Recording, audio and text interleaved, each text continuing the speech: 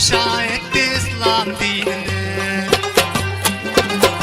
Gördüler hak yolda işin dinine, dünya ifşa etti İslam dinini.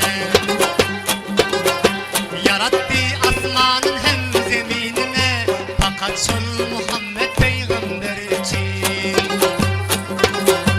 Yarattı asmanın hem zeminine, fakat şol Muhammed peygamber için.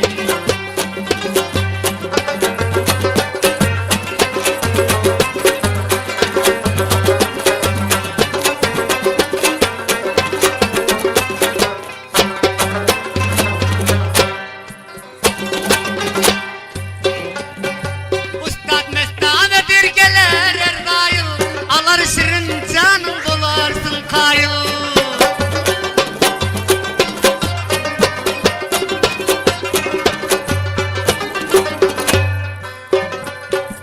Ustad mestanedir gelir her daim, alar şirin canım bularsın kayıl.